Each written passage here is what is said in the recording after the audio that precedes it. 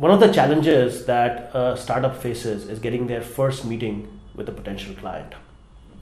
And that can be a make or break situation. So there's a lot of pressure on you as an entrepreneur in that situation. So how do you make sure that you're the most effective?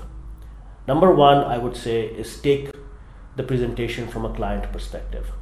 Make sure that you clearly outline what the customer needs are. You have to convince the customer that you know their pain points, their issues as well as they do. And that builds a level of trust in the customer that, oh, whatever this guy is going to present to me as a solution is based on his understanding of what my problems are.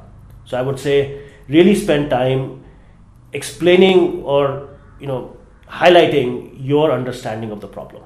The second thing is that, and this is a problem that I see a lot of mistakes a lot of entrepreneurs make, is they end up focusing too much on the technology. They're so feeling great about what they have built that they don't tie back the technology to the customer problem. And I think that's the other thing. Make sure that whatever solution you're presenting, whatever technology that you have built, you present it in the context of the problem that you have seen. And so you're effectively taking the customer through the journey of this discovery that, oh, by the way, I had this problem and this is why the solution is addressing this problem, so that by the time you are done with your presentation, the guy says, why didn't I have this already in my shop? Why am I not using this? And that level of credibility and that level of trust, if you can build, that is phenomenal. Now, obviously, you may not have the time to do this in the very first meeting. So the other thing that you have to think about is that if you don't have the time and you run out of time, how do you make sure you leave a hook for that person to come back to you? So in that presentation, if you can, think of presentations in various sort of time bites. So you say, okay, if I meet this person for 30 seconds, what would I convey? And how would I leave the last point that he would come back to me? If I have 5 minutes, what would I convey and what would I leave that so that person would come back to me? If I have 30 minutes, same thing. Because this is a sort of a lifelong journey, right? Once you are working with a client, you will be going back to them on an ongoing basis for more and more sales. And so at every point, you have to have a reason for them to come back to you. So keep that in mind. I've seen a very interesting way that a company once sort of presented.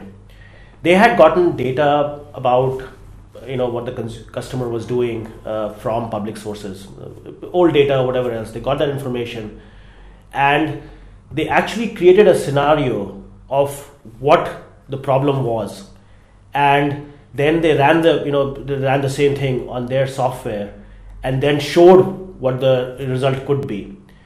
That I think is extremely, it's very hard to do this in all situations. A lot of times you are trying to present a solution for information that you don't have access to, a problem that you can't recreate.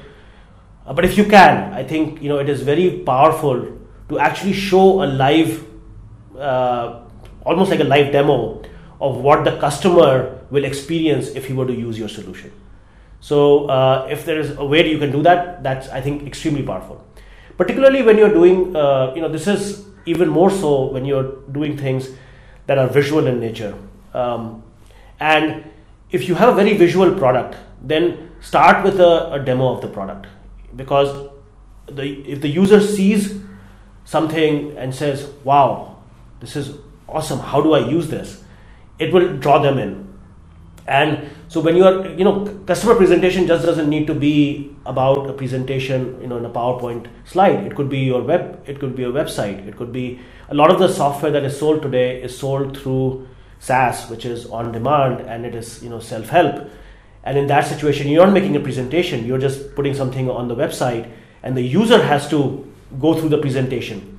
People use videos very effectively for this. People use animated slides very effectively for this. So a lot of times it's not you presenting, it's what you have created in a presentation that somebody is consuming on their time, and you need to make sure that you can still draw them in and continue to work with you.